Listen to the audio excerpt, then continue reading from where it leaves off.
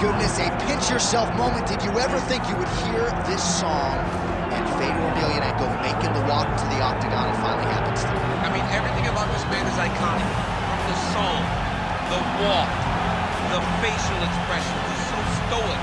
You know that Fedor Emelianenko is all business when he steps inside the octagon. His list of opponents, the guys that he has beaten over the course of his career, is unmatched by many. That is why still today, Fedor is considered one of the greatest heavyweights of all time. And perhaps most special is to hear guys like you, right, his contemporaries, talk about Fedor Emelianenko's greatness, chasing further accolades here in the octagon tonight.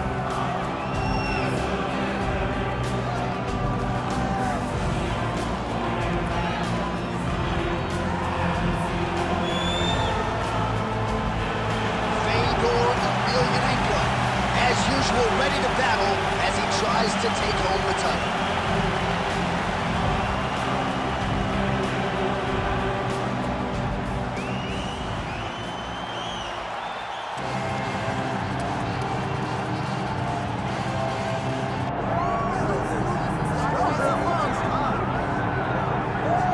All right, so here he is, the undisputed UFC heavyweight champion, Tom Aspinall. He has put UK on the map.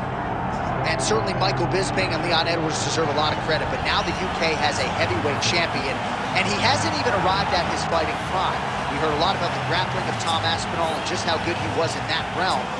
His striking is outstanding. He's got the power to go with the speed. He moves as well with the footwork as any heavyweight on the roster, and that's really the big challenge for the opposition here tonight. Power to be sure on the other side, but how are they going to keep up with Tom Aspinall with the lateral movement, the jab, and everything else that he presents and poses on the field? Well, so much UFC history is played out here at T-Mobile Arena in Las Vegas, Nevada. Plenty more where that came from tonight. The athletes are ready to go. Our tale of the tape for this heavyweight championship fight. Now for the official entry. One of the best in the business, Herb Dean, is our referee tonight. While Tommy Aspinall's fans travel well as we get to some early action here, a lot of people believe that this is the future of the heavyweight division, arguably the best submission artist in this division at present, and he believes he's going to be able to get this fight to the floor rather easily here tonight.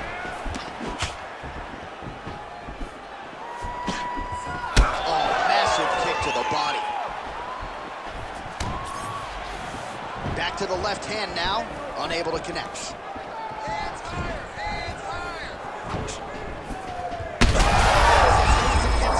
His opponent in a lot of trouble now. That was Cain Velasquez's punch of choice. Every time he landed that overhand right, he hurt people bad. And this guy has his opponent hurt very bad. Also, the taller fighter lands a knee yet again. How good is this action about a minute in? I think I'm gassing out just watching this. I'm exhausted trying to call all the strikes that these two men are throwing at each other.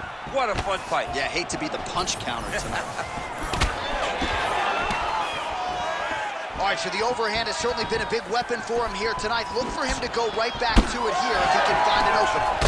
Trading huge shots. Let's see who's going to be the last man standing.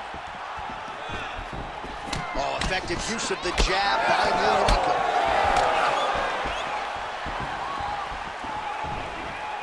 And just inches away from landing one of those big right hands.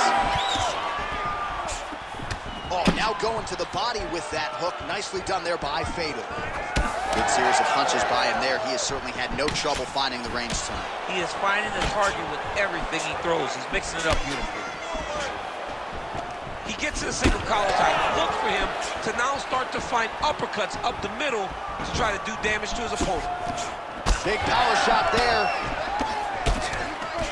Oh, back and forth we go.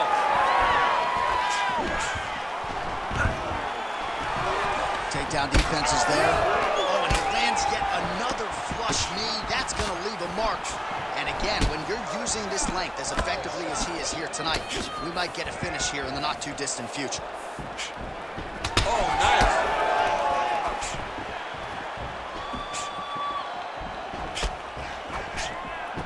Really using his reach advantage to great effect with that punch there. mixing up the target, attacking the body. Oh, nice jab. Fedor Emelianenko getting tattooed by that stiff jab. Oh, just out of range with that punch attempt. Nice straight there by Emelianenko. Well, now you see some visible damage on the side underneath the elbow. He told us he was going to invest in the body, and That was a beautiful hook. It landed perfectly, and it was very bad. Look at that switch knee. Beautiful switch. All right, looks like he is going for a hip toss here. Yes, he is, and with amplitude, able to take him down. He got it. You know it. You know that it's coming, but he got it. He does a great job of disguising this technique. He is a fantastic judo player, and he did a great job of getting to his position. A lot of top pressure being applied here as he works out of side control. Oh, getting leaky now. The hard ground and pound has opened up a cut.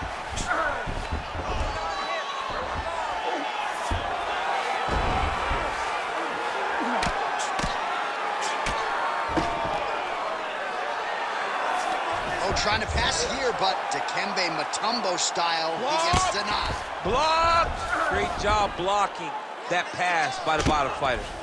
All right, inside his opponent's guard here, DC. You don't want to play around here too long. No, you got to either have 2 hands in or 2 hands out, or guys start to attack triangles.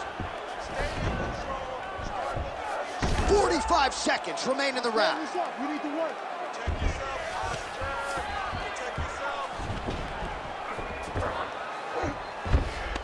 If you're the bottom fighter, DC, what do? You got to move. You got to shrimp. You got to get off on a hip to try to move your opponent off of you or pull him down to close the space.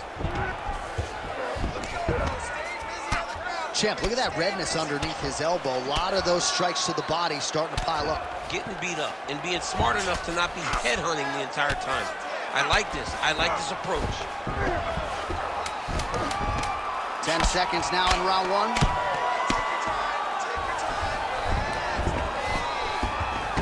Well, not ideal to spend this much time on the bottom, but you can't fault him for his activity. Landing strikes here from the bottom. Nice work by Fedor.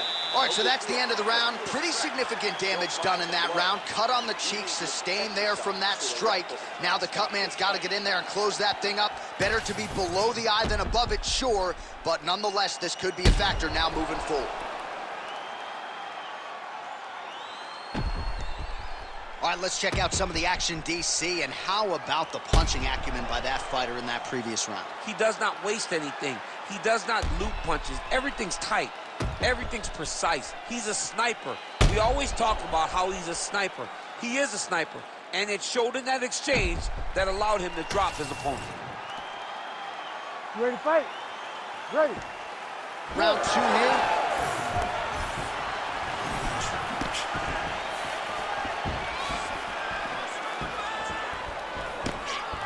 Oh, nice job by him there to slip that off.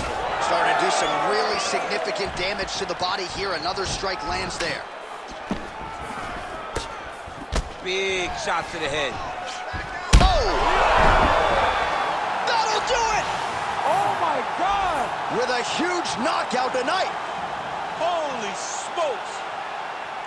Just a relentless effort out of this fighter here tonight. The ref had no choice but to step in, and that is how you leave the judges out of it. Not every day you see a fight end due to a body kick like that. He used a lot of body work to slow down his opponent. Once his opponent slowed down, he was able to really impose his will on him and get the finish in such a high-profile fight. Let's go inside the octagon now where Bruce Buffer has the official decision. Ladies and gentlemen, referee Herb Dean has called a stop to this contest at 22 seconds of round number 2.